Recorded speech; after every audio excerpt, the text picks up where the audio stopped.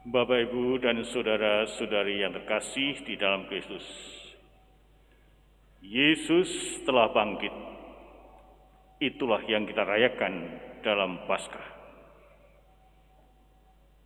Kendati Yesus telah bangkit, para murid masih ketakutan luar biasa. Mereka masih meringkuk di balik pintu-pintu yang terkunci. Karena mereka begitu takut terhadap pemuka-pemuka Yahudi pada waktu itu. Ketakutan itu begitu mencekam sekali bagi mereka. Namun pada saat mereka begitu ketakutan, saat mereka berkumpul di sebuah rumah yang terkunci itu, tiba-tiba Yesus datang. Lalu berkata, "Damai sejahtera bagimu." Kebangkitan para murid diawali dari peristiwa perjumpaan mereka dengan Yesus itu. Perjumpaan dari kerahiman yang sabar dan juga setia, dan pengalaman bahwa Allah tidak pernah lelah mengulurkan tangannya kepada manusia, kepada para murid, untuk membangunkan kita saat kita terjatuh. Allah adalah Allah yang membangkitkan, bukan Allah yang menjatuhkan. Allah adalah Allah yang merangkul dan bukan Allah yang memukul. Allah adalah Allah yang mencintai, bukan Allah yang membenci. Itulah kerahiman Allah terlukis di sana. Dalam hidup kita sehari-hari pasti kita pernah jatuh. Allah itu tidak membiarkan kita jatuh terus-menerus. Tapi kita senantiasa melihat, dikala manusia jatuh, Dia akan mencoba mengulurkan tangannya, menarik tangan kita supaya kita kembali bangkit. Supaya kita mampu berjumpa dan melihat dengannya lagi. Sehingga Allah yang penuh kerahiman itu adalah Allah yang tidak membiarkan kita jatuh di dalam kegagalan demi kegagalan, kekecewaan demi kekecewaan, bahkan penderitaan sekalipun. Tangannya selalu terbuka, hatinya selalu terbuka untuk manusia, untuk kita semuanya. Maka hari ini di seluruh gereja merayakan Minggu Kerahiman Ilahi. Yesus pernah berkata pada Santa Faustina, "Akulah kasih dan kerahiman itu sendiri. Tak ada kesengsaraan manusia yang dapat menyamai kerahimanku." Sehingga kerahiman, belas kasih Allah itu mengalahkan segala-galanya, bahkan mengalahkan dosa manusia sekalipun. Bapak, Ibu, dan saudara yang kasih,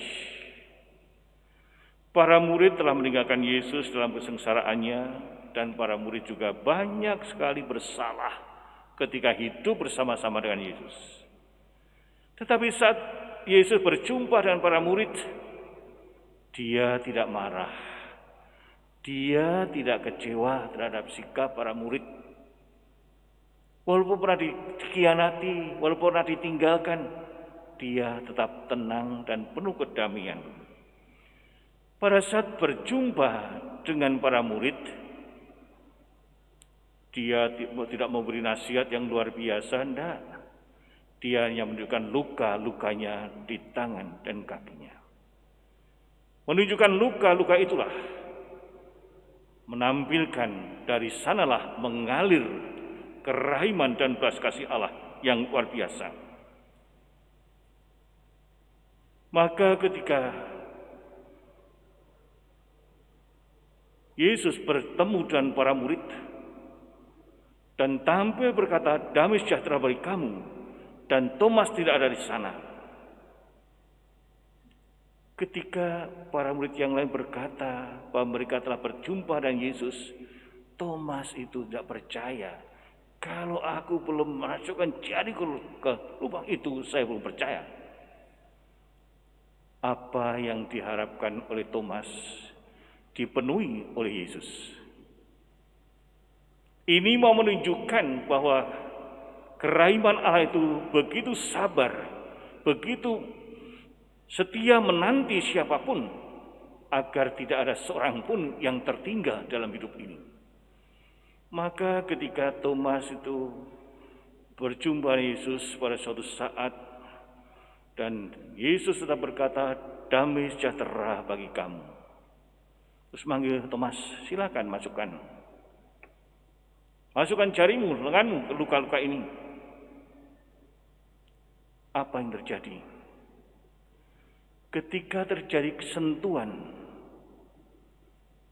dari kemanusiaan yang rapuh oleh Thomas, disentuhkan dalam kemanusiaan Yesus, terjadi perubahan yang sangat luar biasa di dalam pribadi Thomas itu sendiri. Dia merasakan betapa besarnya kasih dan kerahiman Allah bagi dirinya. Maka dia mampu mengungkapkan dengan cara sederhana, tapi sungguh-sungguh indah sekali, ya Tuhanku dan Allahku. Ungkapan yang sangat dalam ini artinya adalah bahwa Thomas tidak lagi tidak percaya kepada kebangkitan Yesus, tapi justru semakin percaya kepada kebangkitan sendiri. Bahwa Yesus itu tetap hidup, dia tetap dinanti, dia tetap ditunggu agar berjumpa dengannya. Inilah kebangkitan sang murid. Kebangkitan itu dicapai saat kemanusiaannya yang rapuh dan terluka memasuki kemanusiaan Yesus. Jadi Thomas menyadari kerapuhannya, luka-luka hidupnya. Tapi ketika menyentuh kemanusiaan Yesus, dia sungguh-sungguh di sanalah keraguan itu dihapuskan. Di sana Allah menjadi Allahku. Di sana kita mulai menerima diri kita sendiri dan mencintai hidup sebagaimana adanya. Bapak, Ibu, dan saudara yang kasih, dalam masa pandemi ini, COVID-19 ini, sekarang ini, kita pun seperti Thomas telah mengalami kerapuhan kita dengan segala ketakutan dan juga keraguan kita. Apalagi kalau teman serumah dipanggil oleh Allah karena COVID. Kita membutuhkan Tuhan yang melihat di balik kerapuhan itu ada sesuatu yang indah. Ada sesuatu yang baik, ada sesuatu yang bagus sekali. Ketika Pastor Abu dipanggil kemarin oleh Tuhan, kami pun merasakan kerapuhan itu. Sakit 2 minggu, akhirnya Tuhan memanggilnya. Di balik itu semuanya, kita diajak, kami semua juga diajak untuk melihat sesuatu yang indah. Bersama Dia kita menemukan kembali betapa harganya manusia, bahkan juga dalam kelemahan sekalipun. Kita semua menemukan diri kita bagian sebuah kristal-kristal yang mudah pecah, rapuh. Namun kristal itu tetap berharga. Itulah kemanusiaan kita. Pastor Abu bagian kristal, kita bagian kristal. Dia pecah. Tapi dia tetap berharga. Banyak kenangan-kenangan yang kita terima, kami terima dari sana. Bapak, Ibu, dan saudara yang kasih, pada perayaan kerahiman ilahi ini, pesan yang paling indah yang saya renungkan adalah datang dari Thomas, murid yang datang terlambat dibandingkan murid-murid yang lain. Yang murid-murid yang lain sudah berjumpa dengan Yesus dalam penampakannya, tapi Thomas itu belum menemukannya. Dialah satu-satunya yang tidak hadir ketika Yesus menampakkan diri pertama dengan para murid. Tetapi Yesus menunggu Thomas, menantinya. Ini mau menunjukkan bahwa kerahiman tidaklah mengabaikan mereka yang tertinggal dan terbelakang.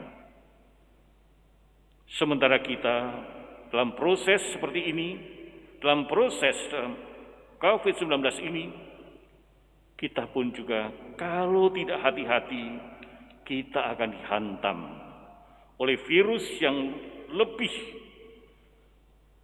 berat, yaitu virus ketidakpedulian.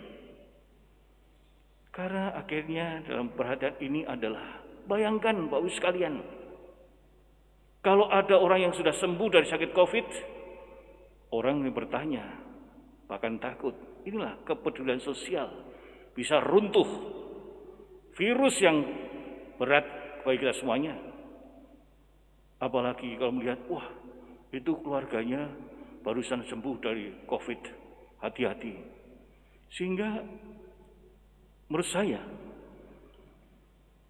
virus ketidakpedulian ini, kalau kita sebagai orang beriman tidak hati-hati, kita akan dihantam ke sana. Artinya kita hanya berpikir, ya sudah pokoknya saya nggak apa-apa, saya aman, saya bebas.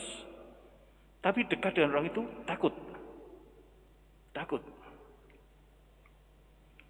Saya masih ingat ketika kami pertama kali lockdown, waktu itu Pastor Leo, apa yang terjadi? Saya merasakan ada beberapa umat yang merasa takut, nggak mau mendekati, nggak mau dekat, tidak apa-apa gitu kan. Tapi itu artinya virus ketidakpedulian secara sosial bisa terjangkit di mana-mana. Sehingga dalam situasi semacam ini kita dipanggil, apakah kita punya sikap seperti Yesus yang selalu menanti dan jangan sampai di antara kita itu ada yang tertinggal, tersingkirkan, merasa takut, merasa malu, atau merasa terasingkan dari kita. Bapak, Ibu, dan saudara yang kasih, kita semua adalah lemah. Kita semua adalah sama. Kita semua berharga. Semoga kita yang diguncangkan dengan hebat oleh segala peristiwa-peristiwa yang terjadi akhir-akhir ini, sekarang ini, kita tiba saatnya untuk menghapuskan ketimbangan-ketimbangan, juga pikiran-pikiran kita, ya, jangan sampai kita menjauhi atau mengasingkan saudara-saudara kita, keluarga, dan sebagainya yang terpapar dari COVID itu sendiri. Kita dipanggil untuk menyembuhkan ketidakadilan yang membahayakan kesehatan seluruh manusia. Maka marilah kita belajar dari komunitas umat Kristiani yang kisahkan dalam kisah para rasul tadi. Mereka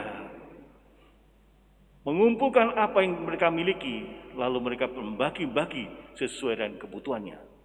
Berani berbagi kebahagiaan, suka dan duka dalam hidup. Itulah yang diharapkan dari kita semuanya. Bapak, Ibu, dan saudara kasih, hari ini kasih Yesus yang sederhana dan meruntuhkan pertahanan, menghidupkan kembali hati para murid. Sebagaimana Rasul Thomas, marilah kita menerima kerahiman, kesehatan, dan keselamatan dunia ini. Kita, Thomas, kemarin ragu-ragu, takut, akhirnya menerima bahkan selamat yang terjadi. Dan marilah menunjukkan kerahiman kepada mereka yang paling lemah. Karena hanya melalui cara inilah kita akan mampu membangun dunia yang baru. Sehingga sekali lagi, marilah kita bangun. Jangan sampai ada orang-orang yang tertinggal atau terasing. Sikap Yesus tadi luar biasa, menunggu Thomas, kamu jangan tertinggal, kita harus sama-sama. Maka dalam membangun hidup yang baru, kita pun juga harus bersama-sama.